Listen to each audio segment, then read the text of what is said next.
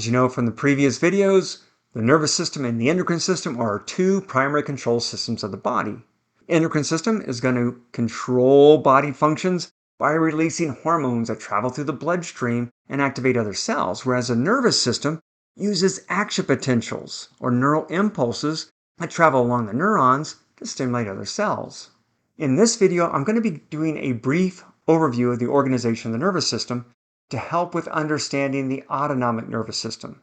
Now, I previously did this in the unit on the nervous system or nervous tissue and nervous system organization. This is going to be more of a brief overview. Looking at the organization of the nervous system, you have two main components. You have the component that consists of the brain and spinal cord, which is your central nervous system. And then all the nerves that come off the brain and spinal cord are part of your peripheral nervous system. You can see here this peripheral nervous system, central nervous system. Peripheral nervous system is divided into two main components. We have the somatic nervous system. This is what you have voluntary control over. So as you're moving your fingers, your arms, your legs, you're commanding those skeletal muscles to move. That's your somatic nervous system. Autonomic nervous system functions generally without your voluntary control. It regulates involuntary body functions. For example, your heart rate, how strong your heart is contracting. That's part of your autonomic nervous system. What's happening with baroreceptors and blood pressure. And the vasodilation, vasoconstriction is autonomic nervous system. You don't have voluntary control over this. Autonomic nervous system is divided into two components. We have our sympathetic division, our parasympathetic. Remember, the sympathetic is your fight or flight response. Parasympathetic is the rest and digestion processes that happen, or feed and breed response. We'll be going over more details of these coming up in this video. So let's test your knowledge. Organization of the nervous system, part 1. Pause the video and fill out the following diagram. Here's the answers. The nervous system, as I said, is divided into two major divisions. You have your central nervous system and peripheral nervous system. The central nervous system consists of the brain and the spinal cord, whereas your peripheral nervous system consists of the nerves such as your cranial nerves and your spinal nerves that lie outside the central nervous system. Well, these nerves contain sensory and motor neurons, and there are two nerve pathways. You want to definitely star these. The afferent or ascending neural pathways transmit neural impulses toward the central nervous system along afferent, also called sensory neurons. So when you're looking at here, you have your hand, it gets hit by a hammer, the pain goes through the sensory receptors into the sensory neurons, and then those sensory neurons take that impulse and bring it in through the dorsal root ganglion into the central nervous system and up to the brain.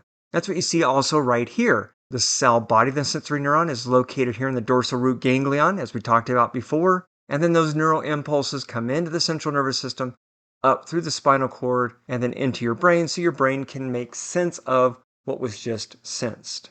So we call those afferent or ascending neural pathways because they're being carried through the spinal cord up to the brain.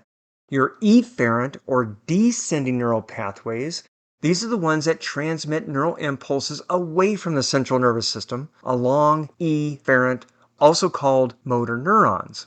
For example, you want to move your arm, you want to move your leg, you want to move your fingers. So you have motor neurons with the cell body up here in the cortex of the brain, which we talked about previously. It's an upper motor neuron.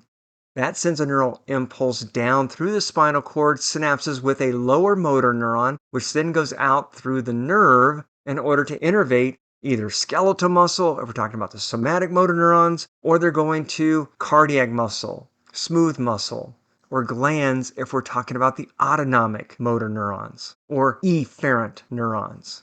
So you definitely want to make sure you become familiar with the afferent and efferent. And another way to remember efferent is that these are exiting the central nervous system. These are the ones that are carrying impulses away from or exiting the central nervous system. Let's test your knowledge. Organization of the nervous system, part 2. Pause your video and answer the following questions. Here are the answers. So as a review, we have our central nervous system that consists of our brain and spinal cord, and we have sensory neurons, and these carry neural impulses towards the central nervous system. This is the cell body of that sensory neuron. Motor neurons, or efferent neurons, We have the somatic motor neuron. These innervate skeletal muscle. That's what you have voluntary control over. When we get to the autonomic nervous system, we also have autonomic motor neurons, or autonomic efferent neurons. These are going to innervate smooth muscle, cardiac muscle, and glands. But there are two neurons in series. So we have a pre-ganglionic neuron and a post-ganglionic neuron. We'll talk a lot about this in this series of videos. The peripheral nervous system can be divided into two subdivisions that include the somatic nervous system and autonomic nervous system. Somatic nervous system involved with conscious perception of sensations and voluntary motor control. So you have sensory or afferent neurons that transmit impulses from somatic receptors of the skin and for special senses like vision, hearing, taste, smell. These are what you have conscious perception of. So if something runs across the skin on your arm, you can feel that, you know that, via the sensory component of the somatic nervous system. The motor, or efferent, think E for exit, this is going to transmit impulses from your central nervous system to your skeletal muscles, dealing with the somatic nervous system. And that's going to cause those skeletal muscles to move. Let's test your knowledge. Nervous system part 3, pause your video and answer the following questions. Here are the answers. The autonomic nervous system can be divided into two subdivisions. You have the parasympathetic and the sympathetic. And note that when you're looking at these, most of the time, the innervation that comes from the parasympathetic fibers are also innervating the same structures that the sympathetic fibers innervate. Like, for example, when you look at the iris of the eye, parasympathetic is going to cause constriction of the pupil, whereas sympathetic is going to cause dilation of the pupil. Parasympathetic is going to cause increased saliva production by your salivary glands because that's the rest and digest. Digestive processes are speeding up. Whereas when you look at the sympathetic innervation of the salivary glands, it inhibits the flow or makes it real viscous or thickens saliva. You ever get dry mouth when you get nervous? That's because the sympathetic nervous system is inhibiting that real watery saliva. The important thing here is that you realize that the sympathetic and parasympathetic divisions of the autonomic nervous system are many times innervating the same organs, they just have a different effect.